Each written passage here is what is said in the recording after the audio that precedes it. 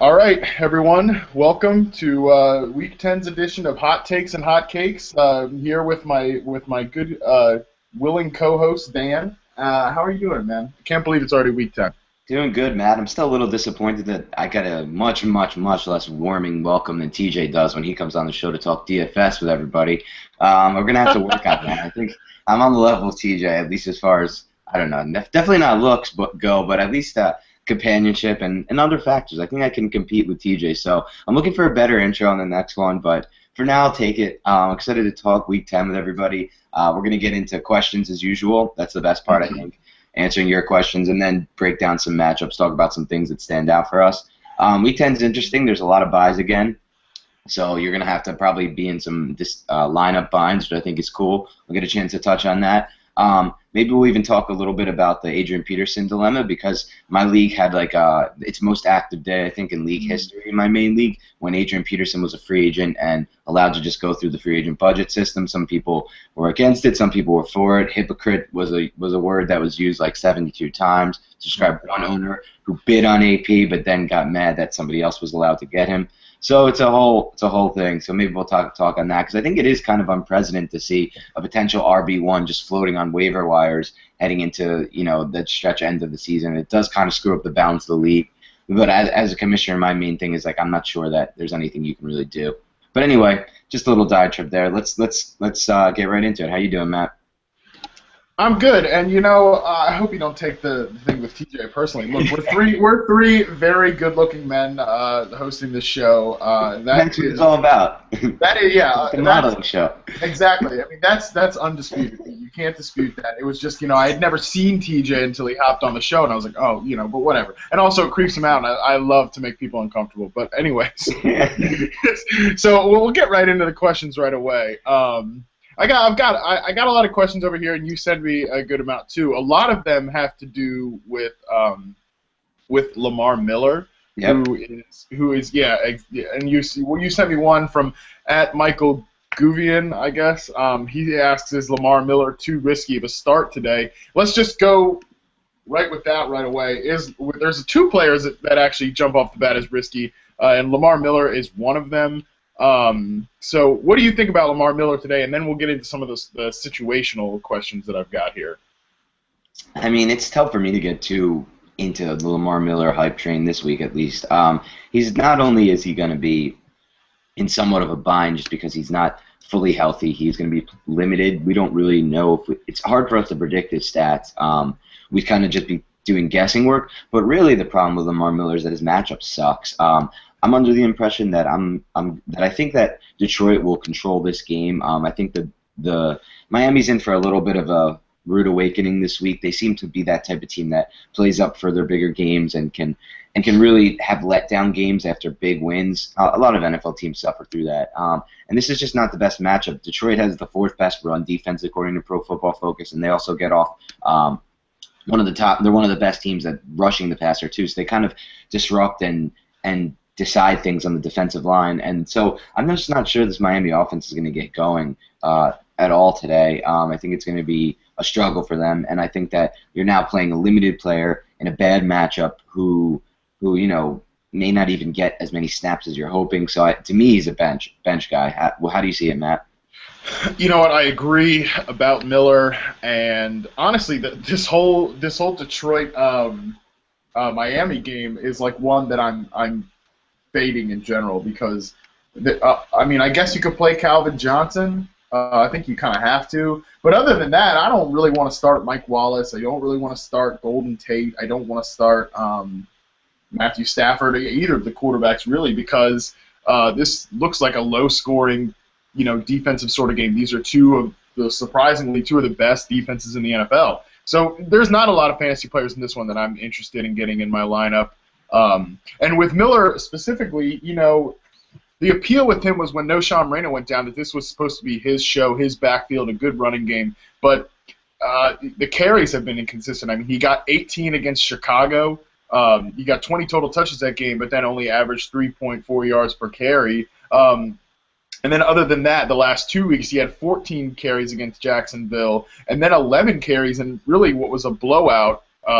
37-0 against the Chargers. So the carries haven't been as profitable as you would expect, and that's what you worry about with Miller. So I got a couple. So we kind of agree that he's a guy to avoid this week. But here's a few interesting questions I've gotten, like situation wise. Would you bench? This comes to you. I bench Miller and then pick up Antonio Dixon or Taliaferro, or one of those ones on waivers and then putting him in over Miller, or do you put in Miller and take that risk? So the options are Taliaferro, Miller, or Dixon? Yeah, or one of the Carolina backs. Oh, or one of the Carolina backs. Oh, interesting. Right. I have to put away my love affair for Jonathan Stewart in this one, even though I still think he's one of the most underrated players in real and fantasy football this year. Amen. But I guess he's just not getting. Last week I think it was like 35 to 24. Was it? It was like that distribution, right, in the backfield there with D'Angelo and him. It's a mess. I really don't want to. Right? I don't want to talk about the Carolina backfield because I'll get upset. We're gonna have to in a little bit later on the show. We won't right now. But yeah, so I don't trust that much. I kind of like the game flow potential in the Baltimore versus Tennessee game for you if you're going to roll out Taliaferro. And he seems to be getting a decent amount, like 17 to 20 snaps a game, but that's not really that much either. It looks like Fred Jackson's now set to play, so that really dampens the outlook for Dixon. These are all really bad matchups. I think if you want safety, I would probably roll with Miller, I guess, on a safety because he may have the role for the safest points, but I'd probably end up, regardless of safety or anything, ceiling, I think the highest is Taliaferro, and I'd probably end up rolling Taliaferro. I like the matchup. I like the chance for him to get more snaps because the Ravens are destroying the Titans, which I think will all, in all likelihood happen, especially at home after a bad loss. So yeah, I'm rolling out Taliaferro here. Do you see it differently, Matt? No, honestly, I was talking to this guy earlier this morning, and that's what I told him to do too, because he's just the most likely one out of all those crappy options to like pop in a touchdown. So he's the one I would go with, but I mean, I don't feel real good about it. And yeah, I mean, Lamar Miller is theoretically, the best player. Dixon's probably gonna see the most volume, but gross. I don't really want to start Anthony Dixon get 20 carries for 44 yards or whatever. So yeah, it's a tough spot. I think a lot of Lamar Miller owners are going to be in this situation. So it's an important one for us to talk about today. Yeah, even just on that Dixon note, not only is that the problem. I mean, if Jackson plays and if Case, and he's also got a horrible matchup with KC's defense. Yeah, exactly. Nothing about that is appealing today. That's another backfield that I probably just want to avoid altogether. All right, so we're going to move right along here. I'm going to go through the questions on the hashtag because there's a lot of our most loyal listeners using the hot takes and hot cakes hashtag. And remember, you can always use that. It's a good way to get us questions that we can always find because sometimes things get lost in mentions and all that. But anyway, so we've got two questions here for us, and then two that we'll ask TJ later on. And so our first one comes in from @BallisTim, and he asks us, Mike Evans, Odell Beckham, or Denard Robinson as a wide receiver, because I'm assuming that's Denard Robinson, and that's because it's a Yahoo league. Robinson still has that wide receiver eligibility, if I remember correctly, which is crazy. But so and it's a 10-team standard league. Out of those three options, who do you like best today, Dan? Evans, Beckham. Yeah, Evans, Beckham, Denard Robinson. Yeah, so these are actually all pretty solid matchups. So yeah, right. Just to touch on it each real quick in a little nutshell, we got Denard Robinson against a bottom 10 run defense with Dallas that probably plays a little better than at times, but just lost Justin Duran a few weeks ago to injury. Rolando McClain didn't practice all week. May play, may not. Another guy, really one of their better players, Tyrone Crawford, defensive tackle, didn't practice all week either. May play, may not. That will really hurt them. But then you're looking onto other matchups. Odell Beckham has already risen to number one target in the offense with Eli Manning. Could get a lot of garbage time opportunities. Also is just going to get peppered with targets regardless. The Giants, I'm just hoping they won't start by running the ball twice into the line again, straight up the middle. And just maybe they'll start throwing the ball early on. We'll see. But either way, he's going to get volume. And then Evans has really come on strong. The reason I would bench Evans is not the matchup. I like his matchup against the Falcons, and I think that one will be pretty high scoring, even though I tend to think the Falcons will probably have more of the offensive possessions. But I just want to take a step back from Evans now that Glennon's on the bench. He showed a really nice rapport with Glennon. Glennon's arm and his game works better, I think, with Evans, and we haven't seen any productive passing games out of Josh McCown this season. So it's really taking a leap of faith just to assume that he'll step in and keep Evans going, keep that offense moving. So I rule him out immediately, and then I'm kind of thinking Denard or Beckham, and I'll say this. I think you have more upside with Denard, surprisingly, just because I think he's a better bet for touchdowns. But I think Beckham is actually the safer play. I think he's going to get a lot of receptions in this one, even if they're quick hitters. They're going to rack up 0.5s or full points, depending on your league. So in PPR, I'm rolling out Beckham. In Standard, I'm rolling out Denard. How do you see it, Matt? Yeah, I agree about Evans and worrying about him with McCown, and we'll talk more about that game later. But with Beckham, people are worried about him because Seattle's defense and Richard Sherman and all that. But I'll say this: Richard Sherman is one of the best two cornerbacks in the league. I think that's undebatable at this point. But he's probably going to have more trouble with a quicker, shiftier guy like Odell Beckham, as opposed to some of these bigger receivers who he just completely eliminated. We saw Keenan Allen get by with quickness against him a little bit. And I still think Beckham, like you said, he's going to get fed with targets because, Ruben Randle is terrible. He's just a really poor receiver at this point. Just can't capitalize on the numerous opportunities that he gets. So Beckham is the guy in New York, in my opinion, which, I loved Odell Beckham. I'm not surprised about that. I'm a little surprised it's happening this quickly, but, hey, that's, the more the better. And then Denard Robinson, I like Robinson a lot. He's played really well. The only thing I'm worried about with him is the game flow. Not that I think Dallas is going to blow Jacksonville out or anything, but I think they're really going to control the clock. I think this is going to be a big Murray day. And we've seen them put the vice grip on teams before by just pounding the ball behind that great offensive line. So Denard's touches could be limited because of that, and that's why I think I would go Beckham over Denard, just for the sake of I think the game flow is going to favor Beckham more because I think the Seahawks are going to work the Giants over and they'll have to throw the ball. Yeah, I actually take back what I said. I'm now with Matt on this one. We've seen too many times this year where the Dallas Cowboys just control the clock and the line of scrimmage and basically make it so Denard can, and the opposing team, I should say, just can't really get enough offensive snaps in. So yeah, the much safer play is Beckham. I go Beckham. Yeah, I hear you. And good call. Yeah, and I'll credit my other podcast co.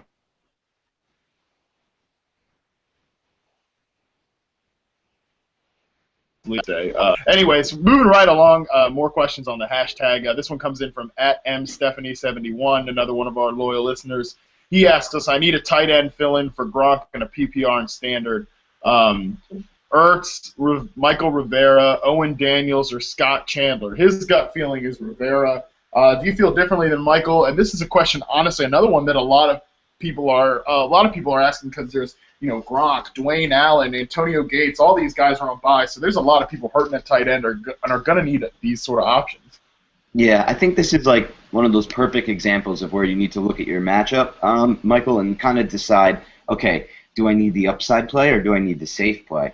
So if you need the upside play, you may want to consider. So yeah, let's first touch on the safe play. Safe play is what people tend to go with, and that's fine. If you think it's a close matchup or something, which most people think it will be, then yeah, you want a safer play. But if you're either behind by a little or you need to pick up points this week, sometimes go with the upside play. So the safe play is probably Rivera.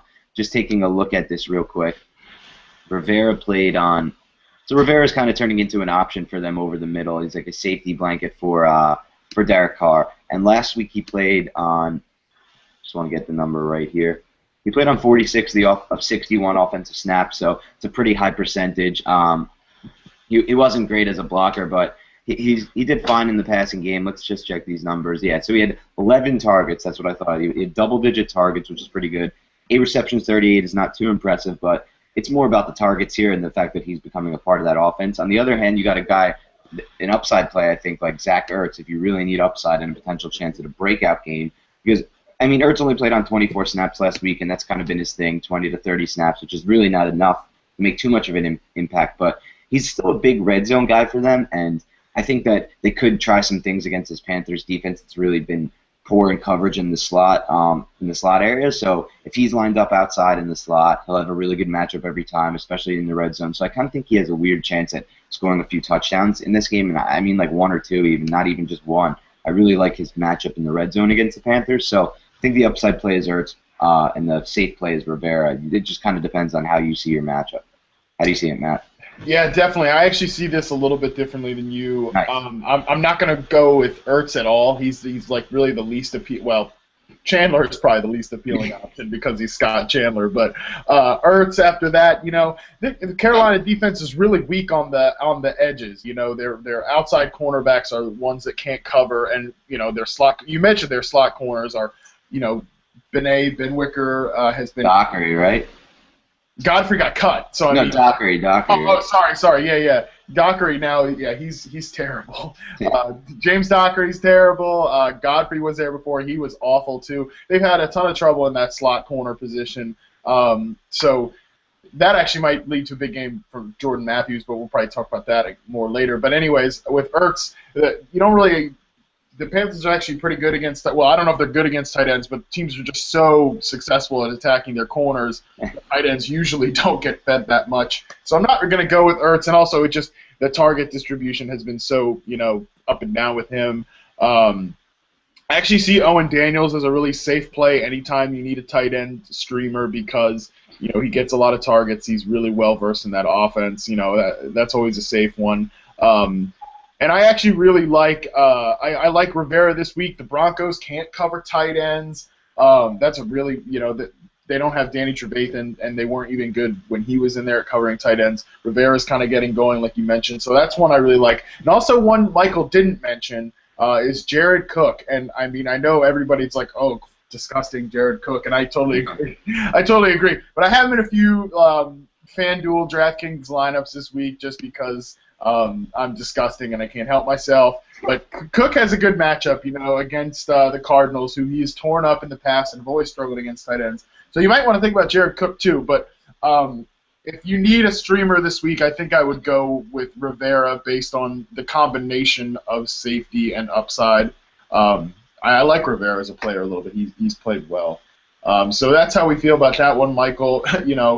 Lots of interesting decisions at tight end this week. So we'll move right along.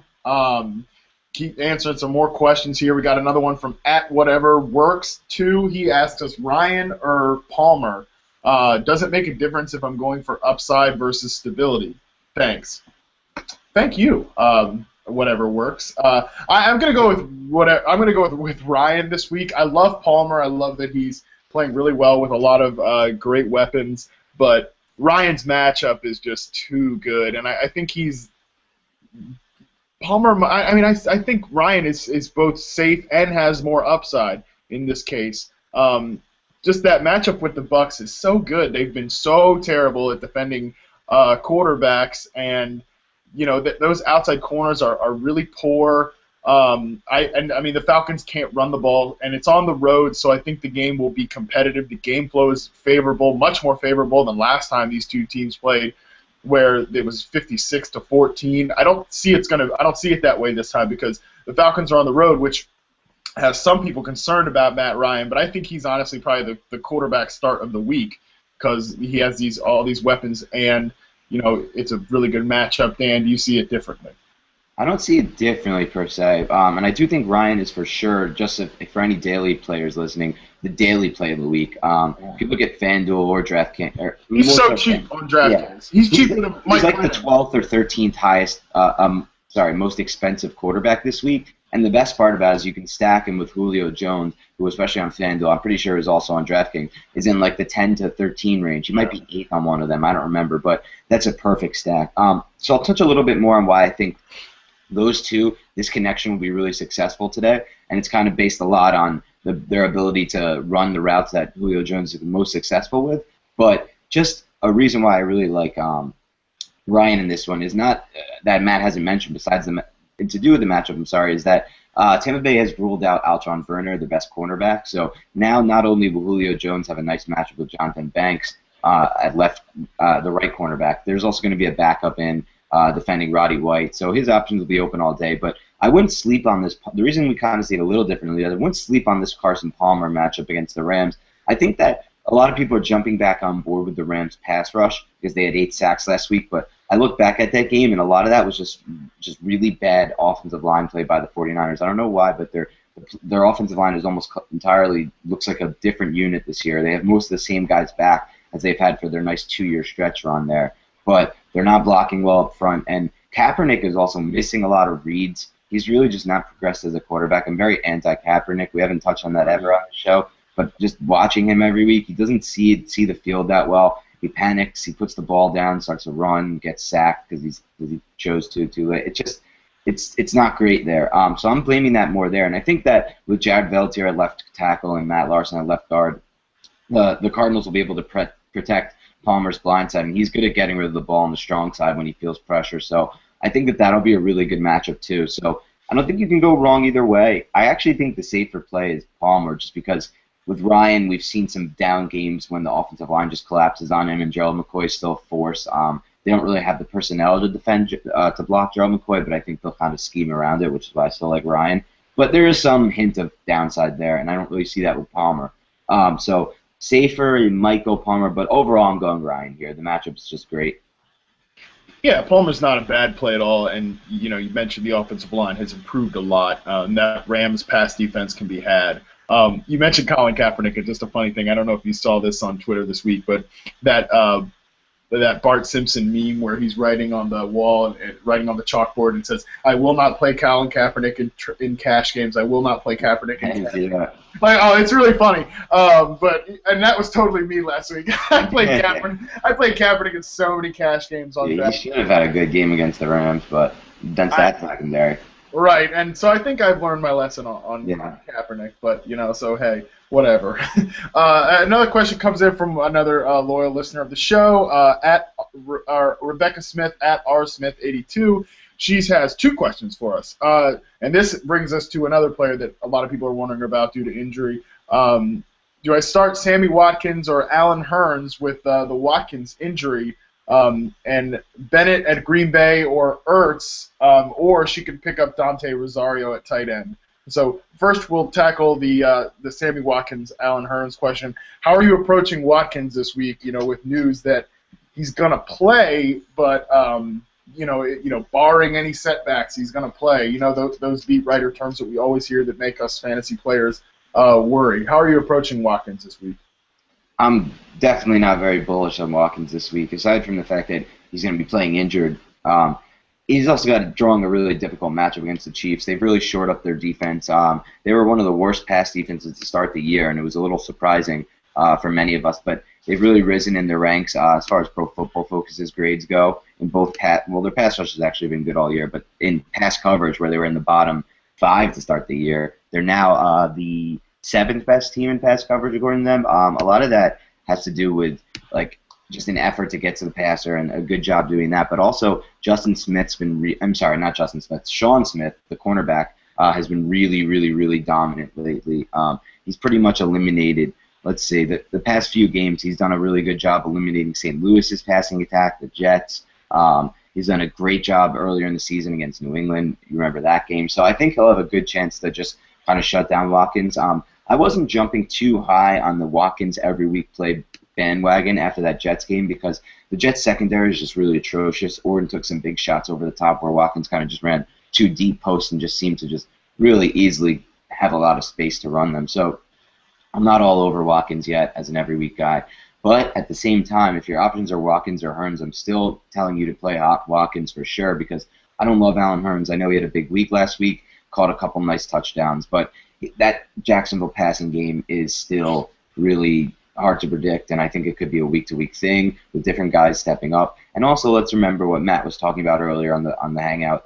Dallas has a definite opportunity to just control the clock and pull one of their 38 to 42 time of possession type games where Jacksonville simply won't have that many offensive opportunities. So out of those two, I'm going Watkins. And on the second question, I really like the coy move by you to pick up Rosario. Matt kind of sold me on why to not play Ertz a little bit, but I still think there's some upside with Ertz if the Eagles can get him in some nice red zone packages and put him in the slot. But again, I should probably tend to agree with Matt on this one because he really doesn't play that many snaps. He played 24 last week, as I mentioned, so it's just hard to trust somebody like that. And Rosario will probably step right into the role that Bennett was playing if Bennett can't play. So then you kind of have Bennett or Rosario, which is nice.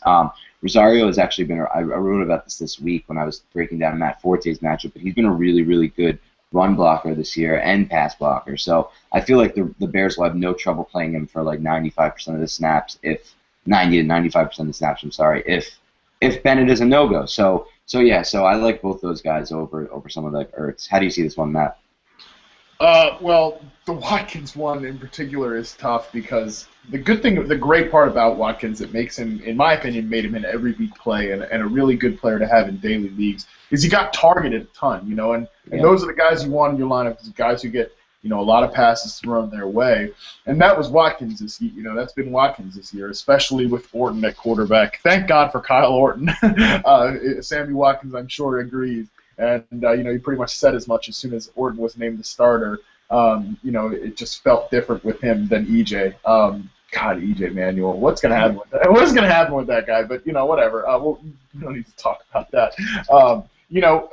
With Watkins this week, I am really, really hesitant to play him. I'm not going to put him in any daily lineups at all because I think, you're risking him being out there as a decoy.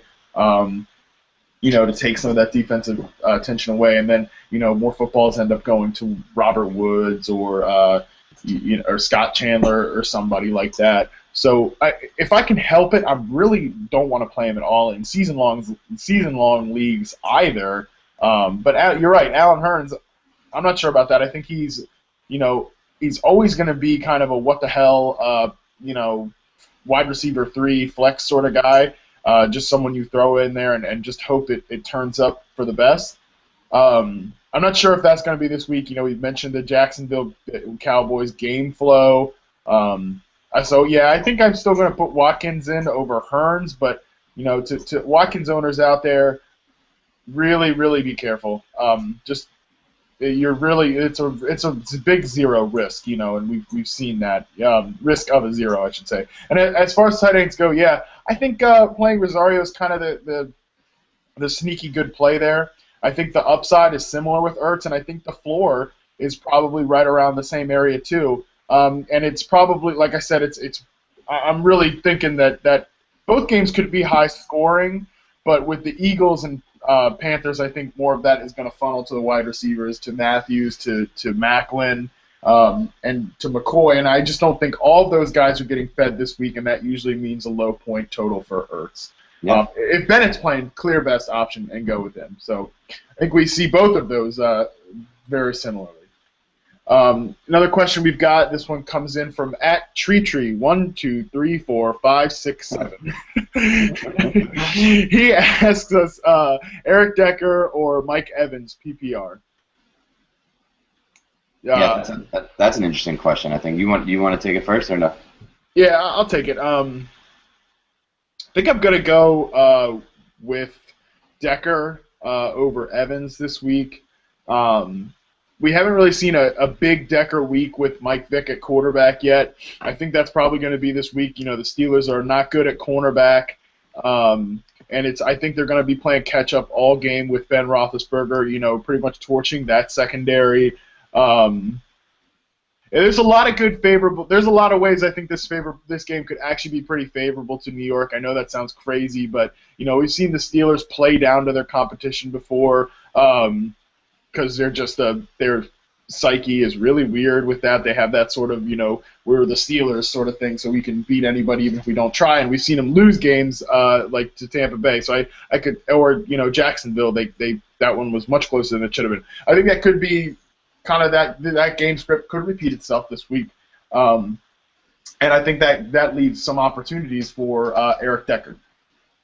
Yeah. I think let's just touch on a quick, interesting NFL note. My best friend's a Jets fan, and he's headed to the Oh, game I'm today. sorry. I know. So he's at the game right now, and he told me that. And his whole week, his whole thing this week is he's a big believer in like one of his favorite parts about sports is fans and like stadiums and crowds and everything like that. And he was so distraught this week because he's like, all right, everything I'm reading is like the Jets are practicing silent counts in practice, and they're expecting to be at a road game at home, and like I was just like, this is the only thing that only can happen to Jets fans. Like I've never in my life as a Giants fan worried about going to a home game and having it be a road game. But he's there, and he's sending me updates, and he's like 70-30 Steelers right now. It's disgusting. Like, and the Steelers fans, nobody in sports, in my opinion, travels better than Steelers fans. They are the single best traveling away fans ever. Even when they came to a Giants game a couple years ago, we only play them every 4 years. The Giants, I should say, only play them every 4 years. But it was like 40%, 35, 40% Steelers for that game. The Giants were a competitive team that year. So it's crazy with their fans. But I think that there's a chance the Jets could be playing in a road game today at home, and that's going to really just screw up their psyche, I think. And I think Steelers may thrive on the fact that they're playing a home game on the road, in a sense. So it could be really interesting, but I do still roll with Decker here. I'm down on Evans based on the McCown news, as we mentioned earlier in the show. He does have a good matchup still against a really poor and struggling Atlanta defense, but some of their worst players in the past defense for Atlanta have been the linebackers and the safeties. They're just not making good plays in coverage. The outside corners are a little better, and those are the guys who kind of be able to matched up with Evans, I should say. And then Decker and Vic and that offense have looked a little better in recent weeks. I think they may actually be better with Vic at the helm than Geno Smith, and I didn't think I'd ever say that this year. But Vic just looks a little bit better, and I guess a lot of that could be the fact that Harvin adds a big dynamic to that offense and keeps defensive tension away from Decker. So I still think, and Matt's probably right in the long run. I mean, the Steelers' defense is really banged up and not that good in general. Troy Polamalu won't play now this week. I think there was another guy they lost. I think it was Shazier, the linebacker. Yeah, Shazier's out. Right, he's out too. They're both no-goes this week on an already depleted defense. So the matchup is awesome, and it's there for Decker. The game flow worries me a little. I think maybe the Steelers can control the ball, but not really, just because I should take that back. It doesn't worry me because the Steelers are going to have to throw the ball. That's how they're really making headway as an offense right now, and the Jets are the best run defense in the league by far. Again, according to Pro Football Focus, they're dominating the grades as always. So I think it'll be a throw type game plan for the Steelers. They'll keep the clock stopped, keep for scores and for incompletions, and yeah, I think it'll be a lot of offense in this game. Yeah, definitely. Lots of offense, lots of playing catch up for the poor old Jets. Okay, I've got two questions here, and both have to do with Michael Floyd, who we have banged our head against the wall about. And this first question right here just shows exactly what's going on with Michael Floyd right now, is that he's even in the same sentence with this player. Standard scoring, Michael Floyd versus St. Louis, or Justin Hunter versus Baltimore. It's sad that really they're kind of the same guy right now. Neither one gets well. Actually, you could make the case that Hunter gets more attention from his quarterback consistently than Floyd does. Floyd doesn't get a lot of targets. You know, he has to make, but he gets targets deep. His average depth of target is really really high. Hat tip to Mike Clay, Pro Football Focus, and so when he hits, he's going to hit big. But that's kind of the same thing that Justin Hunter is. And both of them have good matchups against, pretty bad cornerbacks at this point. St. Louis, we know their pass defense is not that good. And with Baltimore, Jimmy Smith, I'm pretty sure he's out for the year at this point. Shockey Brown is terrible. Darius Webb looks like he's really fallen off the map. You don't really know what to think about that pass defense situation. They can be had in the air. But Zach Mettenberger probably isn't ready.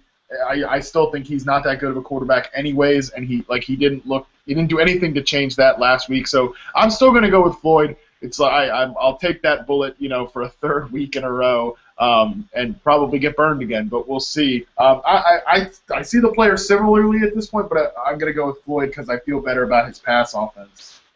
Yeah, we see this one differently, Matt, which is always good to have a couple of disagreements on the show. I'm going with Hunter here.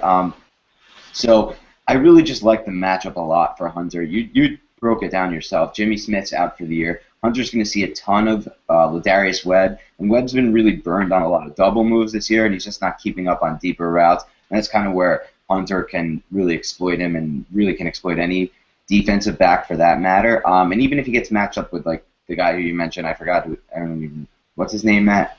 Just lost it. I don't even know their name. Shockey Brown. There it is, Shockey Brown. And he spells it like Chykie. I'm like, there you go. I'm still a little fucking shell-shocked by hearing the word Shockey because of his time with the Giants. But anyway, I digress. But anyway, so I miss Jeremy Shockey. Try not to say that out loud again. No, I miss Jeremy Shockey. Yeah, I was thinking about this the other day. The league needs more characters like Jeremy Shockey and Chad Johnson right now. I was thinking about Shockey's story is when he got into a shouting match with the general manager of the Giants in front of everybody on the practice field. Like, total fuck you, I don't give a shit about your franchise. And then he was traded within like a week or two. It was awesome. Yeah, he got traded to New Orleans and then got cut and then eventually was Panthers in Carolina for a year and like really helped Cam Newton grow or something crazy shit like that.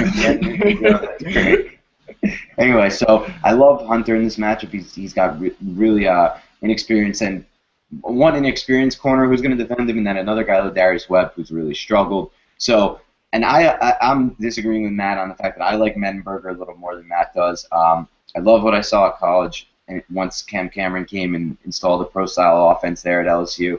Granted, he had Jarvis Landry and Odell Beckham to really help him out, but his receivers here aren't too much worse. He's got Justin Hunter and Kendall Wright, and even Nate Washington still got a little bit of game left, and Blaney Walker over the middle. So, and a good old line. So, I mean, Taylor Loon's playing really well at left tackle in his spot start. So I like the matchup there, and I'm finally off the Michael Floyd bandwagon. Last week was my final straw. I couldn't take it anymore.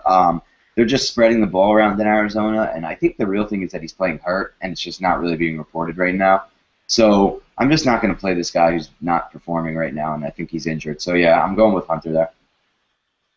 Yeah, it's tough with Floyd right now. And we got another question about Michael that has to do with Michael Floyd. And at the one and only zero. Now that's a clever Twitter handle. I like that. I read a lot of bad ones on here. That's a good one. He asked us Michael Crabtree, Michael Floyd, or Ruben Randall in a PPR flex spot. And I gotta say, I pretty much hate all of these options. I have no interest in playing Crabtree.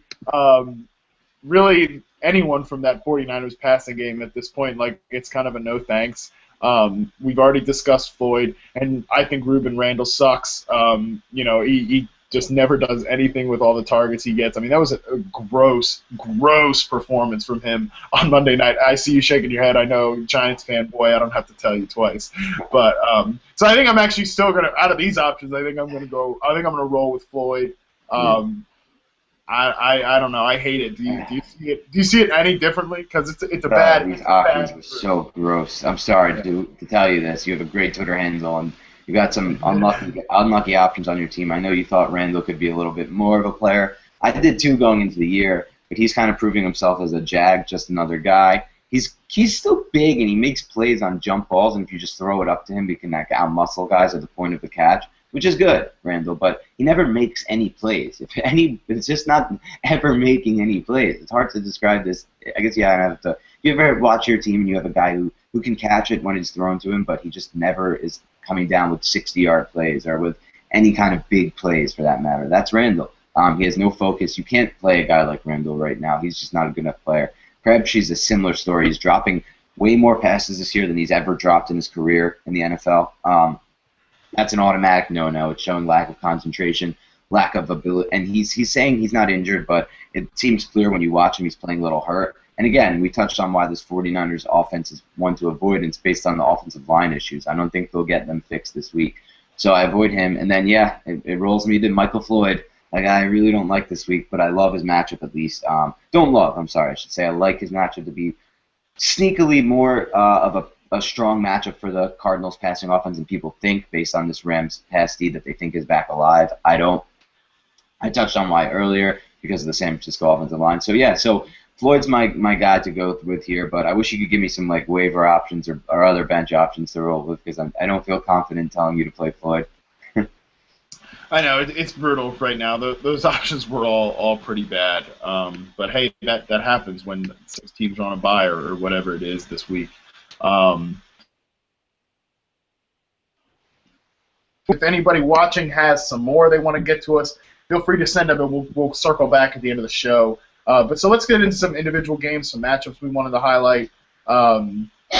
Dan, I know you wanted to talk about Bucks Falcons. We've mentioned it already, but do you have anything else to mention about that game?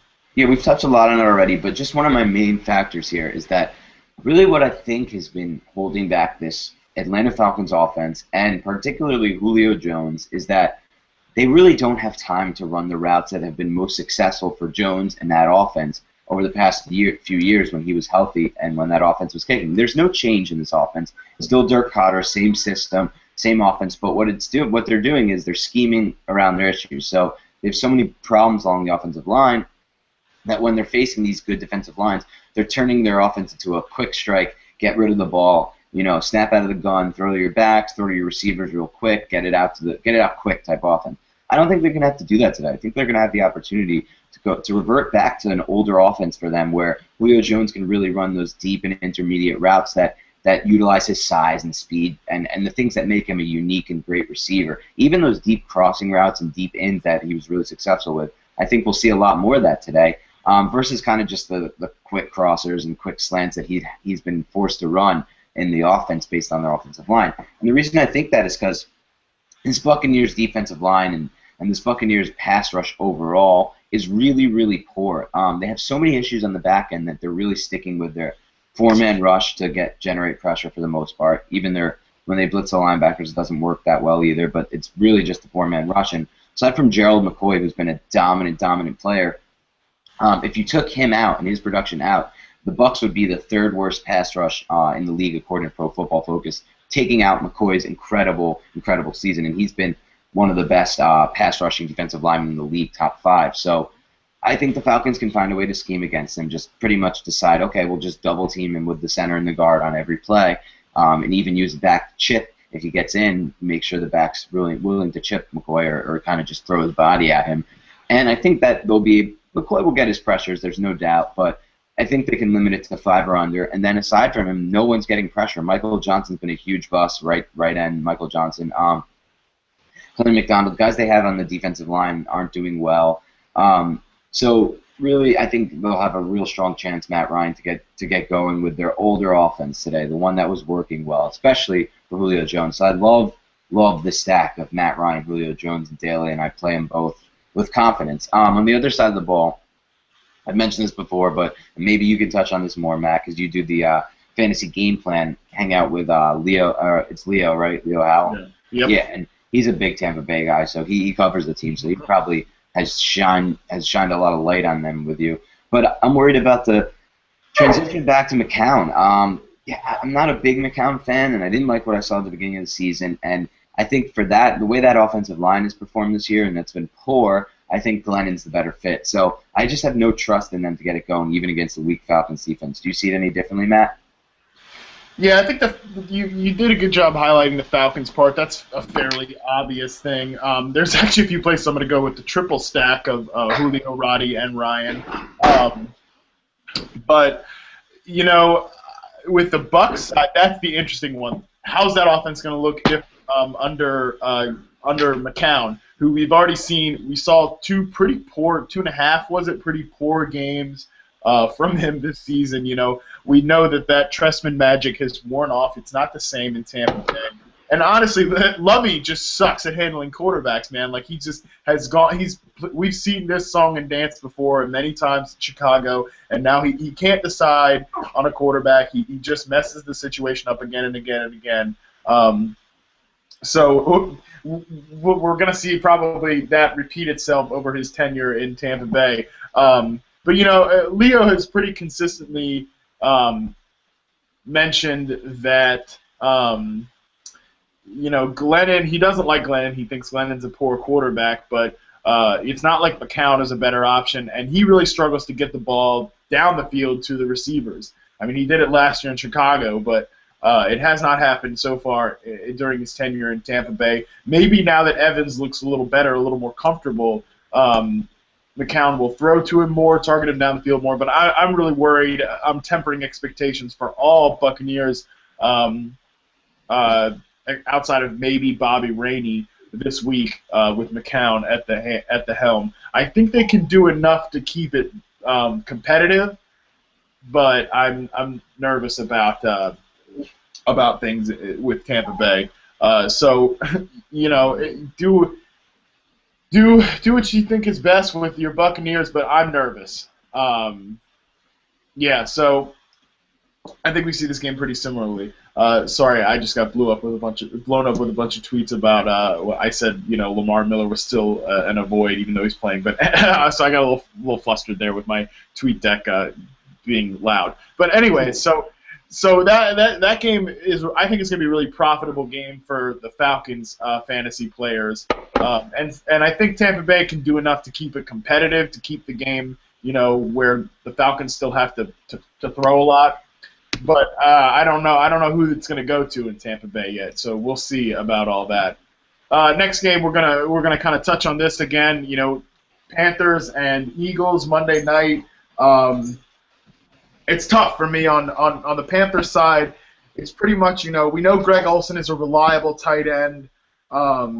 You're probably gonna have to keep. You're probably gonna have to play him, even though we've seen him have a few down weeks in a row. There's so much mess at tight end this week that Olsen's a guy that's a play. And Kelvin Benjamin, I think you go back to Kelvin Benjamin this week because he gets a lot of targets and he's playing a Philly defense is really poor against the pass. Their outside cornerbacks aren't good. Bradley Fletcher, Kerry Williams. I think Kelvin Benjamin can take one in for a touchdown this week. I'm definitely calling for a rebound from him, and he's super cheap on DraftKings. He's like 4,200. I mean, and if you play on Victed, which is a daily fantasy site, some people use. I've been playing a little bit more on it. He's minimum price on that site. So I don't know. I don't know if my dog likes Kelvin Benjamin. I don't think he's too into the call. What's your dog's name again? Charlie's not feeling Benjamin this week. He wants to get his point known. So would you let him speak? I saw you trying to quiet him down. He's got some good insight on why Benjamin's matchup's difficult. If you would just let him, give him a chance. Right. Does he want to come over here and get a headset, dog?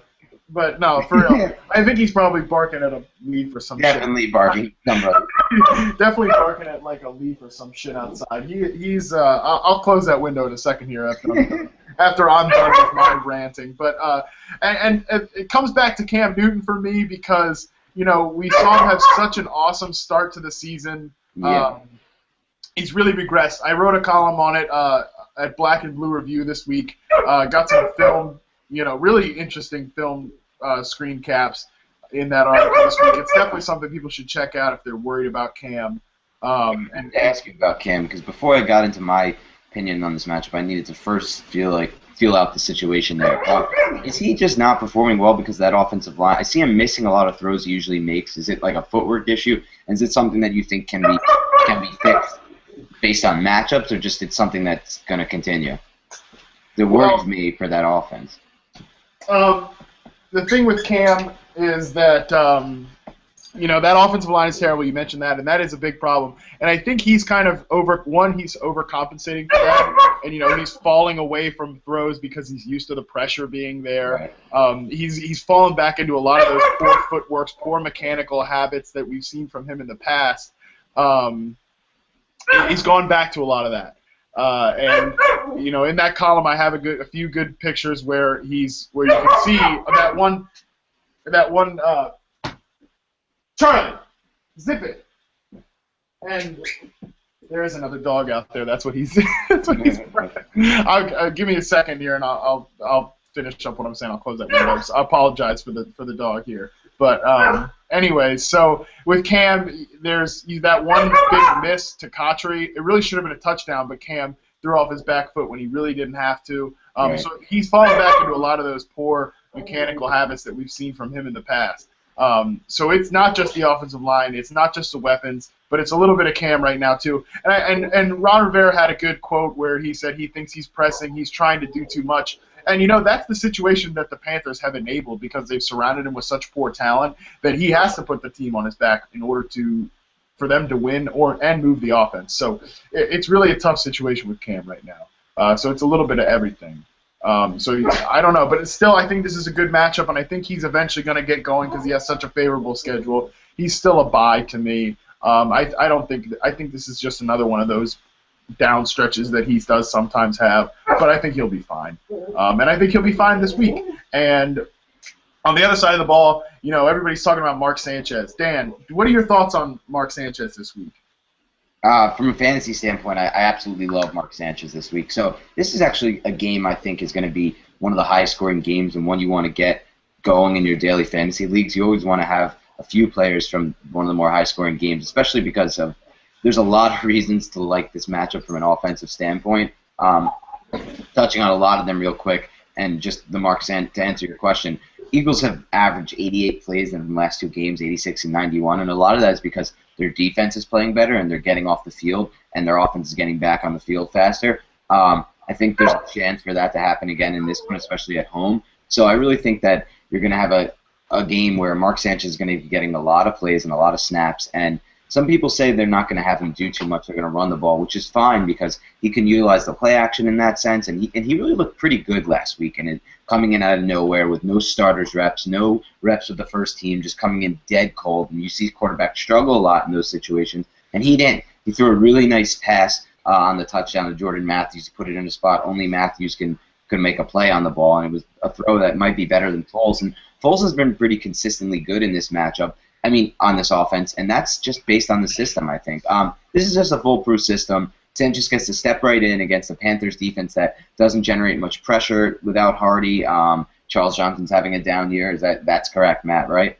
Mm-hmm. Yeah, he's not grading out well on Pro Football Focus. He doesn't have many pressures total. So, and they don't really generate. Actually, I'm sorry. Kawan Short's been pretty damn great generating pressure. So they have Short, of course, but the Eagles now have back Evan Mathis and Jason Kelsey at left guard and center, and that they'll do a good job there. I think to kind of neutralize Short.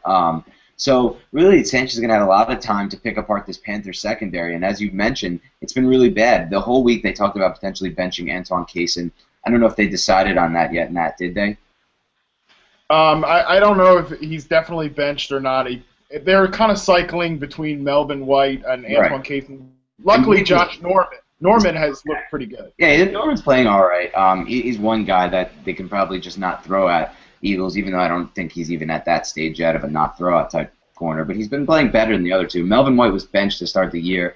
Now he might be reinstarted back into the lineup because Antoine Cason's been the worst cornerback in the league, at least according to Pro Football Focus, and I think they're doing a pretty good job of noticing that one. Because when you watch him play, he just looks horrible. So this is just a really burnable secondary. Even in the back end, Mitchell's playing really poorly, right, in coverage. Mm-hmm. Yes. Wait, who? Mike Mitchell. Not Mike Mitchell. He's not on the team anymore. He's on the Steelers. Not Mitchell. The guy who's in place for him, DeCow, right? DeCoud. Yeah, well, DeCoud has been really poor in run defense. Oh, he's been Roman Harper is kind of that. Not DeCoud. It's Harper who's been really bad on the second half of the field. It's Harper. Up. It's not DeCoud. It is Harper. I was looking at this game earlier for one of my articles. Harper's the guy. So you have three burnable guys who will be on the field every play. And if the Eagles go to 11 personnel, or if they flex out Ertz into the slot on 12, now you're going to get potentially James Dockery on the field too. Just another really bad defender that the Eagles can take advantage of. So I love Sanchez in this matchup. I love McCoy too. I think McCoy's really going to have a shot to get going. And the only thing I want to mention is I think there's a chance at this is why I wanted to ask you about Cam Newton, Matt, because I think there's a really strong chance that Panthers players could be a contrarian play in your daily fantasy tournaments. I mentioned I think this will be a really high-scoring matchup with a lot of offensive snaps. And a lot of people are off the Panthers for good reason, like you mentioned. Cam's not playing that well because of the offensive line. And they don't really match up great because the Eagles' pass rush has been really, really good this year, much better than last year, especially off the edge, where the edges of the defense, and that's where the Panthers struggle the most to block off the tackles with with their two struggling tackles. I know they had a undrafted free agent in last week at left tackle. Is Bell back this week? I think he is probably going to play. Okay, so but even so, he hasn't been good. So they do struggle matchups wise, but it still gives me a chance of contrarian play because let's keep in mind this Eagles defense was led by D'Amico Ryans. Their middle linebacker, D'Amico Ryans, one of their two inside linebackers, set up the defense, called the defense, was the heart of the defense, was strong in pass coverage and against the run.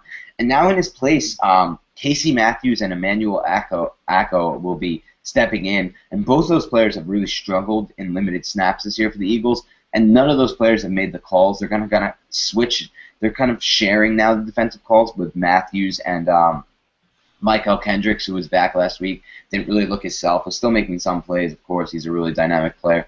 Still a little hurt.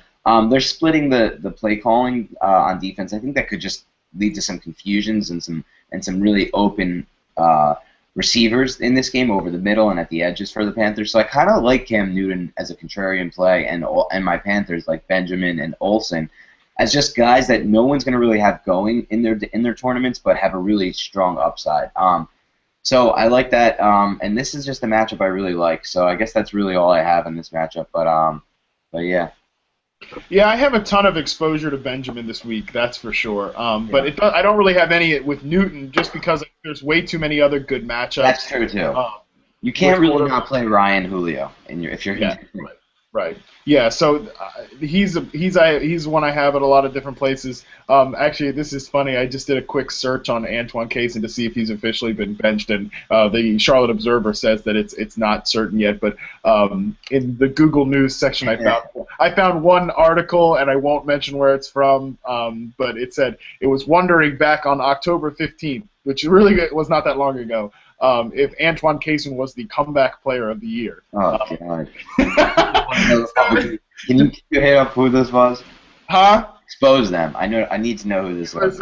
It was Cat Crave, the fan-cited article. And this is just I'm not going to get into a rant about how I feel about fans covering their own team or anything, but I'm not going to get into that. That's a whole other discussion. But the internet provides you some funny things like that.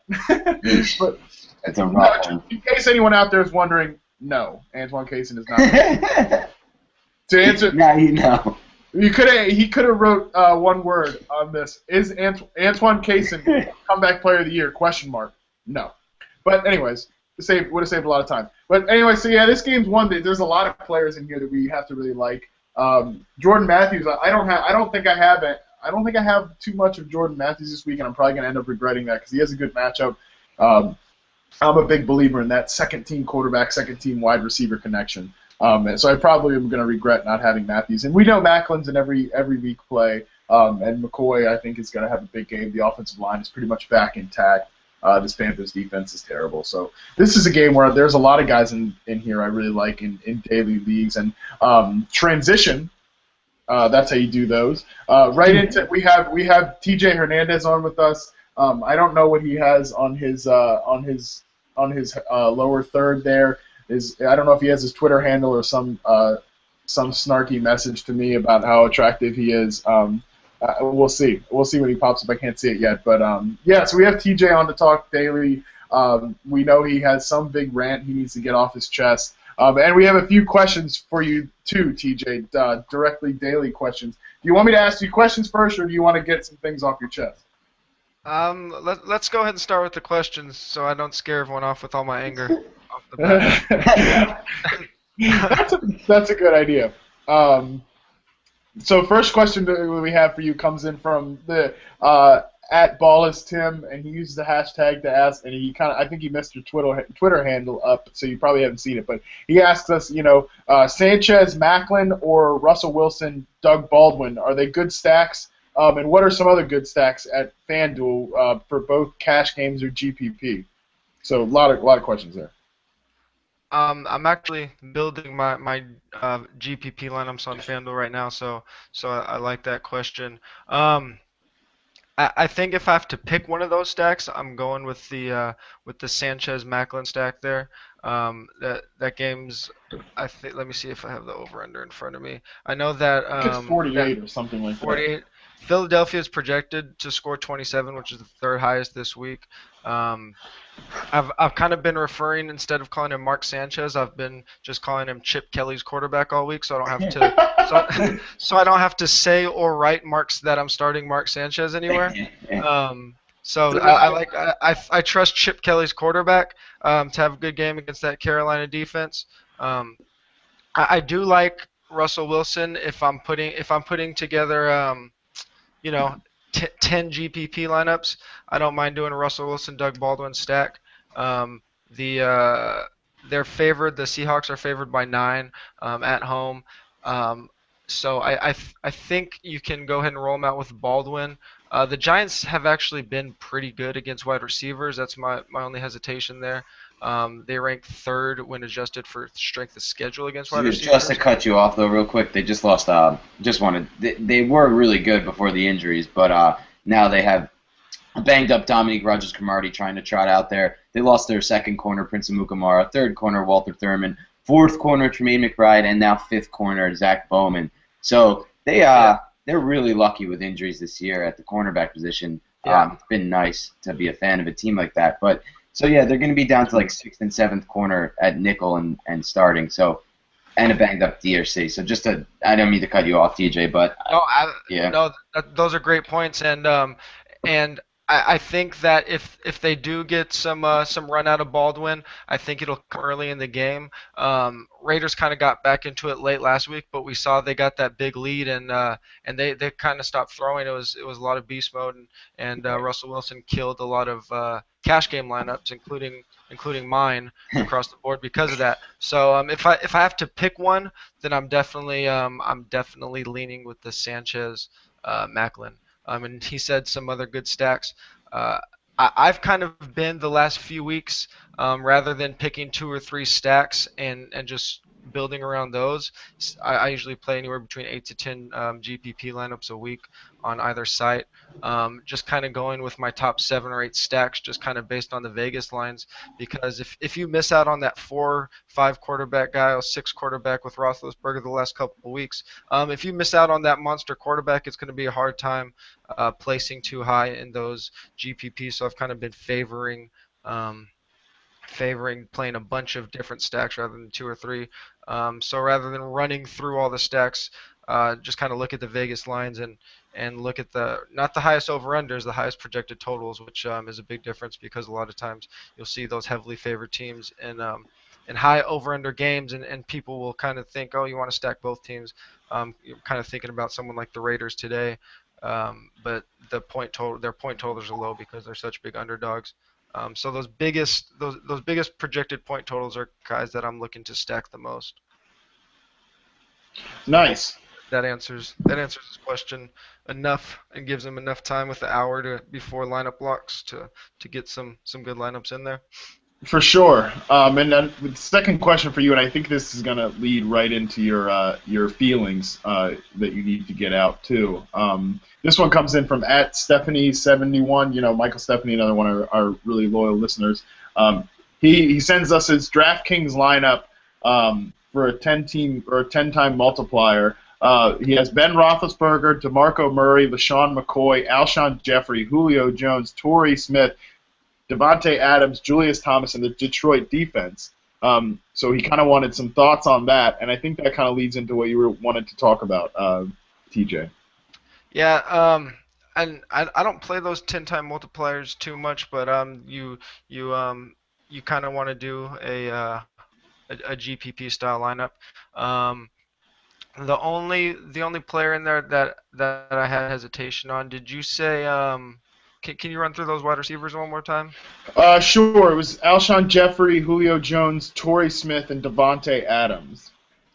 Yeah, I like Brandon Marshall a little bit more this week. Same. So that's the only one that I might kind of flip flop on DraftKings. Their price is. I think I should know this because I've been more. it all week. But Alshon's a little expensive. I'm pretty sure Alshon's a little bit more, so we're looking on DraftKings. Alshon's 6,000 and Brandon Marshall's 5,600. I like Brandon Marshall a little bit more. He still gets still getting more targets. Red zone's more, He sure. he's more way over a full red zone target more per game than Jeffrey. Their average depth of target's pretty similar. Marshall's 13.5, Jeffrey's is 12.2, but still, if you're looking at tournaments and you kind of want something that's going to translate into big plays, average depth of target's usually a pretty good indicator. And Brandon Marshall has a little bit larger average depth of target than Jeffrey. So the only thing I might pivot there is Brandon Marshall over Jeffrey, but yeah, I like that. And since we're on the topic of DraftKings salaries this week, DraftKings unfortunately hasn't done much in way of tightening up their salaries, which we've kind of touched on ever since the Millionaire Maker took off the beginning of the season. I don't know what the reason is. Initially, I really thought that they would be tightening up salaries when they took over Draft Street and that awesome pricing model that Draft Street had. But the thinking that I've heard is that with these Millionaire Maker runnings, that with these Millionaire Makers running every week, that they don't want a ton of overlap with tight pricing, which makes sense in a vacuum looking at that tournament, but it's really hurting the rest of these games across the board. I don't know if you guys listen to Roto Grinders podcast, but Dan Bach kind of put it best. He said it's turning into a glorified pick'em. I mean, I cut down my lineups, my cash action in half on DraftKings this week, just because you're in this situation where you're starting studs versus studs. I mean, all the teams on DraftKings are stacked. Especially if you start someone like a Mark Sanchez or something. I mean, you can literally sit there and have with Julio's price and Calvin's price, you can have a lineup with Matt Forte, Julio Jones, Julius Thomas, Calvin Johnson. You can have all these guys on one cash team. And DeMarco Murray and Sean McCoy. I got those two in a ton of you places. can fit them all into one cash lineup, and it's really hurting all this research and work we do. Right. And I kind of had a little back and forth with a couple other well-respected fantasy guys, namely Ryan Hodges, Roto Hobo, and everyone knows Davis Maddock, and they were kind of more Davis was saying you don't really need to cut back on your how much you're going to play in cash games or whatnot, because you still have an edge, and you do have an edge. But I mean, if you're one of the best NFL players in the world, your edge in these games is, you're maybe a 60-40 favorite, maybe 65, 35 if you're someone like CSU Ram. But even then, when you open up these lineups to where, you can play whoever you want, even players that are making huge mistakes, like Roto Hobo said, one of the biggest mistakes people play in cash games is going cheap quarterback or cheap at running back, and what I kind of responded is, well, yeah, that's a huge mistake because they're paying for wide receiver, so they're paying for a top wide receiver, Jordy or whoever, instead of a running back with a high floor. But what it does with these loose salaries is now they can get Jordy and Julio, so their mistake isn't it's not bad at all, because now they have these two monster wide receivers, and it's just setting up a situation where now these players that are maybe 60% favorites going into any given week, maybe now we're 55% favorites. Maybe with this loose, maybe we're 52% favorites. And if you're in a situation where you're investing money or gambling, if you want to call it, if your edge is smaller, you should be wagering less money. It's more or less common sense. And I kind of likened it to a poker situation. If you have top pair on this ugly board where there's no straights or no flushes possible, you have ace king and there's an ace on board, you're gonna bet way more. If you have ace king on a board where there's a bunch of straights and a bunch of flushes out there, well, your chances of winning versus that range of hands is a lot smaller, and we got to think about these lineups we're putting. You should never go too all in on top pair though, TJ. Come on. Don't bet too much money on the top pair. That's Right, but the number one sin in poker.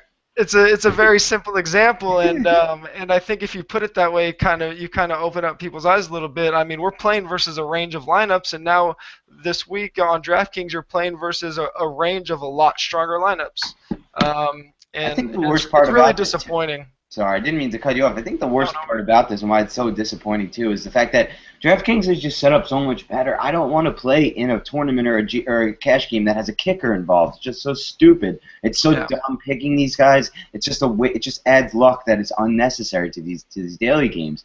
And DraftKings is smart enough to have gotten rid of the kicker. I would like to see them also get rid of a defense, but at least defenses are easier to stream and you can kind of put some skill behind them. Not too much in my opinion because I think defensive touchdowns are a lot of luck and kind of ruin that position, but it's a little better. But I don't want to go all in on either of these sites now because all the negatives you just mentioned with DraftKings and the fact that my FanDuel lineup has to feature no flex instead of kicker. So it's just kind of dampened my excitement for daily. I'm still doing some every week, but listen, neither is a perfect game right now, and it's not like it's too hard for them to tighten things up and make it better on both ends. But Right. it's just like they're not willing to make any changes in season. Yeah, and I mean it's really a big bummer for someone like me where I play pretty big volume. Right. I'm playing upwards of 300 contests a week, and when I have to cut my contests in half because I'm losing expected value, there aren't a lot of options where I can move that money. I mean, play Victive is up and coming, Fantasy Ace is up and coming. But to get that volume that you're looking for when you're trying to kind of grind out cash games like I do, I don't play a ton of GPPs. It really kind of sucks when you have to cut your volume in half on. I mean, they're so far and away. FanDuel and DraftKings have so much more volume that it kind of makes it tough. But When you say cash games, CJ, are you referring to 50-50s or the heads-up ones? Is both, that both? both. You Yeah, do a mix of both? yeah. Okay. Just kind of depending if You just pick random people for the 50-50s, or do you like look at their profile and stuff? This is just interesting to me. for head-to-heads. Yeah, for head-to-heads, I mean, sorry. Um, for them, I would recommend, especially in FanDuel, where you can player select and click on players and see how many games or wins they have. Right. That you can really just kind of the the term used in poker is kind of a negative connotation. It's called bum hunting. But I mean, we're playing to win money, and you know, if you're an experienced player and you see a player with 10 wins, you can go there and take all 10 of their games. That's probably gonna leave a bad taste in their mouth. But there's enough players on FanDuel where you can go through and just take one or two of each of these Right. players' games and not be leaving other people with a bad experience. But I'm lucky enough where I have enough volume on FanDuel. If I just post my games, most of the other players won't mess with my games that I post. So that's a nice little luxury. And then I'm just trying to get in as many large field 50-50s as I can. When I say large field, FanDuel, the 100 plus man 50-50s, and they have a couple. If you look in their tournament lobby, they have some 5,000 man 50-50s, some 600 man 50-50s, and then DraftKings is really good about having high entry 50-50s. And the reason I like the high entry 50-50s is because the larger the field, the closer you get to your true expected value of your team, which I like. It adds a little more volatility because if you play more 50-50s and your team tanks, then you're going to lose all those games. Where, as in head-to-heads, you can still win with some pretty shitty lineups. But yeah, those are my thoughts on what's going on in the industry as a whole. And like I said, it's kind of a bummer, but Yeah. hopefully guys like like I said, Dan Bach, he's been talking about it a lot on his podcast, and hopefully it's enough to move the needle a little bit on what's going on over there. But we'll see. So I won't now. Moving on to actual pricing. I mean, we usually touch on DraftKings, but like I said, I mean it's so open that I guess we'll kind of look at FanDuel a little bit more. I mean, I'm still playing. I mean, you guys touched on Matt Ryan. Across the board, he's my favorite cash game play on DraftKings. I mean, I keep wanting to talk about the values on DraftKings, but there's so many values that everyone's a value. I mean, there's not even too many people. Matt Ryan and Julio Jones are probably the ones that stand out the most on DraftKings this week, along with Calvin Johnson. And there's a ton of cheap and mid running back options, but I'm anchoring most of my cash game lineups with Matt Ryan this week. 6,300 on DraftKings, and on FanDuel he's 7,800. Um, ben Roethlisberger's my other cash game guy that I'm looking at across the board. I was playing with the idea of starting some Mark Sanchez lineups, but he worries me a little bit. I still like him in GPPs, but I do think that he does have that low floor just because he's been an inefficient quarterback for the majority of his career. Again, we haven't seen him. It's a different situation, but in my cash game lineups, I'm not looking for that much volatility at the quarterback position. Big Ben's 8,300 on FanDuel, so mostly Matt Ryan and Big Ben. One thing I do want to mention about Matt Ryan, if I only have 2 or 3 bullets for GPPs this week, I might get off of Matt Ryan if I have to. I might kind of go with more of the Aaron Rodgers, Peyton Manning, even Mark Sanchez GPP lineups. And the reason, if you look at the Vegas line, the Falcons are only projected to score over a touch over 23 points, which is the 11th highest total of the week.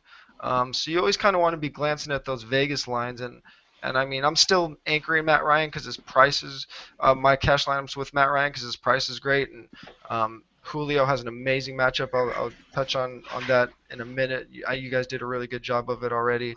But if you only have a couple GPP bullets, I might fade Matt Ryan there just because that Vegas line worries me a little bit. I'm not sure what they see there that has their projected point total. They're only favored by a point, so that makes me a little nervous. Do you guys have any thoughts on why that might be? Well, I think there's always people worry about Matt Ryan on the road, the Falcons on the road in general. Yeah. Honestly, though, I'm not sure. I guess maybe they're just worried about that. That would be what I would think. But I tend to think that the Bucs can keep it. I actually tend to think that favors him in fantasy because then they won't be just blowing them out like they were in the previous game this year. Yeah, and I don't think that the Falcons are that good of a team really to have too much of more of a road for sure point favor. But yeah, go on. Sorry.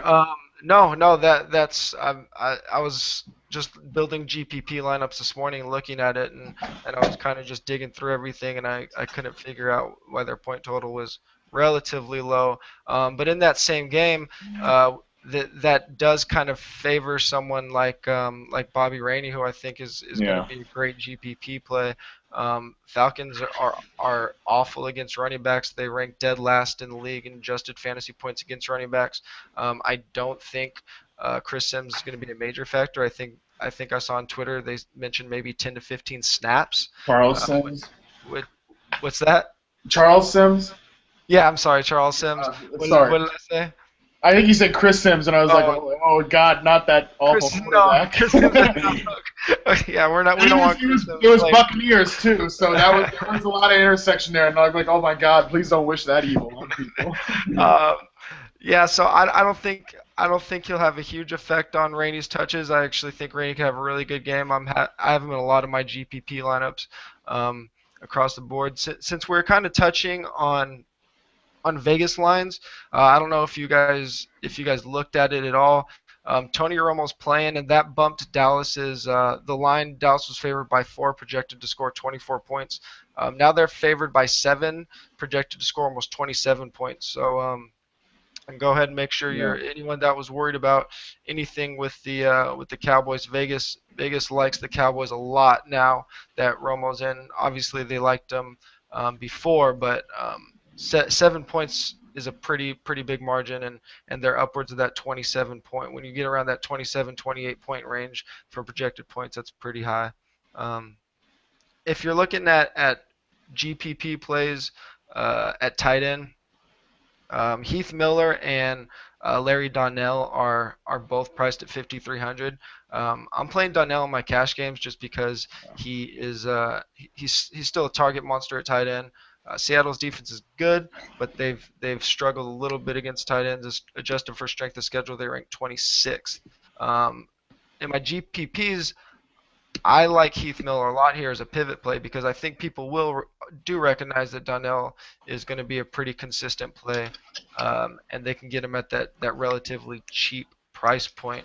But if you look at the matchups for Heath Miller this week, I wrote about this a little bit on 4for4 and on Sportable this week. If you look at his splits versus teams that are ranked in the top half of points allowed when adjusted for strength of schedule, he's only averaging 3.6 points versus teams in the top half against tight ends. Versus teams in the bottom half, he's averaging over 16 PPR points. That's weighted by two 20-plus point games. But in the other games, he's still right around 10 PPR points. The Jets rank 26 when adjusted for strength of schedule against tight ends. So I think Heath Miller could have a big day. The Jets have a really good run defense, and I think that the Steelers will find themselves in the red zone a lot today. They might struggle pounding it in, whether it's Bell or Blunt. So that could favor Heath Miller around the red zone a lot today, and I could see him having a 1 or 2 touchdown game today. Another matchup that I was kind of looking at, I was building some lineups with a GPP stack with Flacco, and I was kind of looking at who I want to play. I kind of think Steve Smith is kind of becoming what we kind of saw for the last couple of years in Carolina. He kind of started the season with some flukier deep plays, and it happened to be that they were in consecutive week fluky plays. We saw some deep balls that we aren't expecting him to see. We saw some balls bouncing off defenders. But if you look at his game logs the last couple of weeks, his targets are still there, but 3 for 67, 3 for 35, 5 for 36. Those are his last three catch and yards totals, and that's kind of what I thought we'd be seeing out of him this week. And Torrey Smith is getting those big plays. He's scoring touchdowns. Except for the game against Cincinnati where Torrey Smith only had 2 targets. 8 targets, 5 targets, 5 targets, 7 targets, and then 4 for 51 with 2 touchdowns, 3 for 81 with a touchdown, 4 for 63 with a touchdown. So Torrey Smith's priced he's priced cheaper than Steve Smith across the board this week.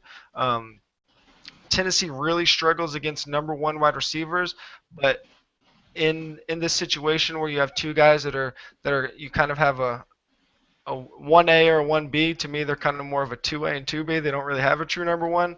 Kind of go with the hot hand approach, and Torrey Smith's cheaper. So I was on Steve Smith earlier in the week when I was looking at season long totals and whatnot. But if you look at the last few weeks, I'm kind of leaning towards Torrey. What do you guys think about that? Yeah, I'm on Torrey over Steve this week, and actually probably honestly for the rest of the season. Yeah, I think that's kind of, like you said, it's come full circle to kind of a little bit less, but more of what we expected it to be. You know what I'm saying? And yeah, Steve. I mean, yeah, he kind of looks like he did in Carolina the last few years. It helps when he's not playing the Panthers, and he's not trying to murder everybody on the field. But yeah, so I like Torrey this week, especially. I think his cornerback matchup is going to probably be with that Bleedy Ray Wilson, whatever his name is, and he's the lesser of the 2 corners. So I like that call by you. Yeah, he's got the better matchup, and if he gets Bray Wilson, that should be great. But I'm still not sold on Torrey going forward. He's not really running the type of routes that are going to be high volume and high floor for him. I still think he's kind of like the the same type of player he's been throughout his career with the Ravens. Yep. But again, the points you guys mentioned on Steve Smith need to be taken into account for everybody listening, because this might be your last chance to really sell high on him. Yeah, Yeah, I agree. and that's why again I think Steve Smith is I'm sorry, Torrey Smith, he's a GPP play. I'm not putting him Right. into cash lineups. I'm not trying to get him in any of my season long leagues or anything. But he has that deep average depth of target, 16.7 yards per target. He's going to be volatile, so he's kind of the prototype for a GPP wide receiver.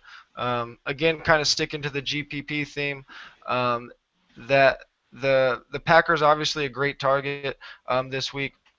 They have it's a 53.5, 54 point over under. They're projected to score over 30 points. So everyone's really in play there. You can't go wrong. Even if you're looking down someone like Devontae Adams, I think he played 96% of the snaps last week. That might not be exactly, but it was over 90%. So if you're going to be on the field over 90% of the time with Aaron Rodgers throwing to you, especially with the lack of cheap wide receiver options on both sides this week, I really like Devontae Adams as a cheap wide receiver. I'm probably rolling out some double stacks with Cobb and Nelson. If you kind of have limited entries in GPPs, interestingly enough, on FanDuel this week, Randall Cobb's priced $100 more than Jordy Nelson. Yeah. They're always both going to have that 2-3 touchdown upside. Rodgers is going to spread it around.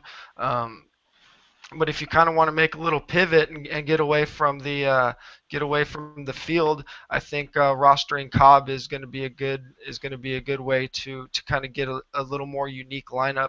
I'm sure everyone will see that $100 less, and Nelson's ownership will likely be a lot higher than Cobb's, I would think. But if you look at the Football Outsider stats versus types of wide receivers, Bears are third worst in the league against number 2 wide receivers. They allow 77 yards a game to number 2 wide receivers. And again, that's a stat that I really like to look at if it's a receiver that's opposite an elite wide receiver. Randall Cobb's a nice little pivot play in GPPs. He's more expensive, and I think you're gonna give yourself a chance to make a little bit of a more unique lineup.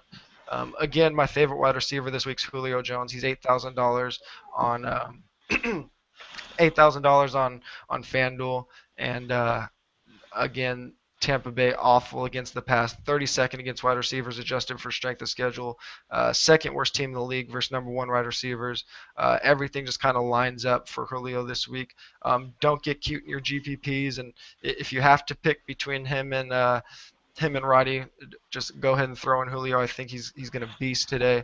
I'm really looking for a big matchup out of him. So any cash game that I don't have Matt Ryan in, Julio is probably anchoring that team if I could fit him in. And then all my GPPs, if I can get Julio in, he's kind of my number 1 guy that I want in my GPP lineups this week. Yeah, that makes a ton of sense.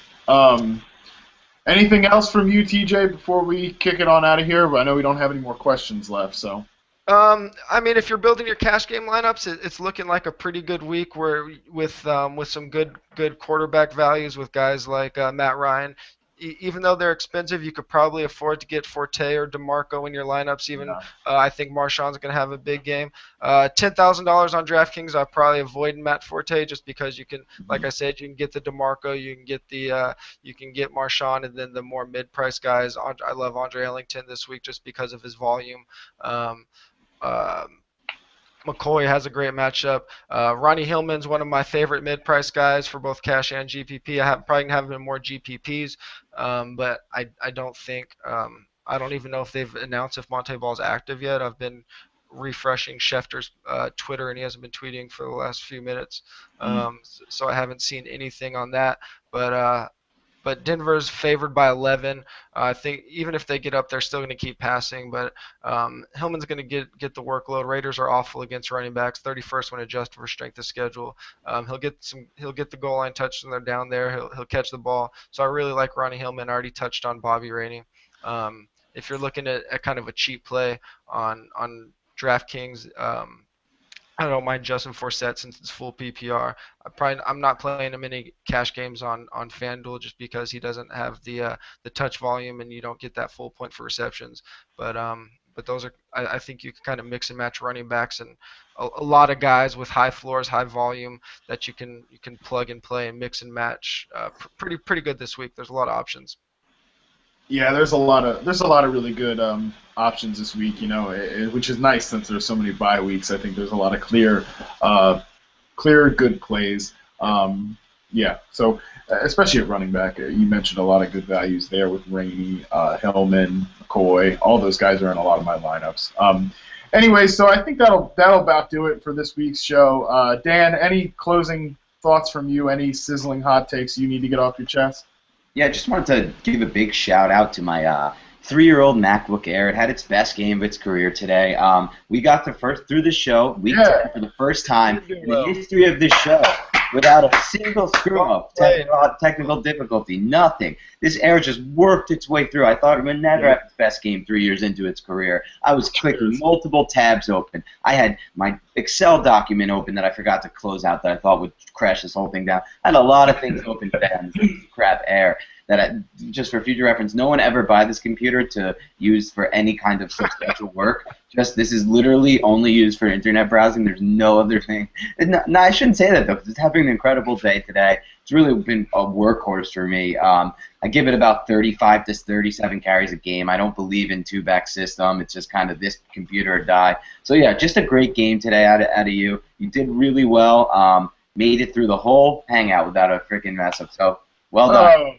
The football puns from you were just amazing. Littered. That was a good job. Yeah, we really didn't have any technical issues, and that is a minor miracle. The only problem we had was my little asshole dog barked through Don't call him an asshole. He's a nice guy. He was just opinionating on Kelvin Benjamin. Give him a break. No, he just saw the big pit bull out there running around without his leash in the courtyard, and he was desiring to be out there, not in here listening to my pontificate. But he was banished during that. For the first time ever, he's normally very well behaved when I'm on the air, but he was banished for the first time out into the living room. But that was really the only issue we had, so it was great. It was great talking to you guys today. Lots of good information that you all dispensed, and some decent things I said as well. I don't know, probably not. But anyways, so it's good talking to you guys, and just want to remind everybody that's still listening that this show is brought to you by Sportable, great website. We all are doing a lot of work over there. TJ brings some great daily takes. I know Dan is always dropping some good wisdom over there, as well as the work on the show. And I'll be running the Rapid Reactions blog today. If anybody wants to check out what's going through my head, exactly whatever is happening on the NFL. So check that out if you want. It's Sportable. There's just a ton of great stuff going on over there. So everyone, have a great week 10, and we'll catch up with you guys next week. Thanks again for watching.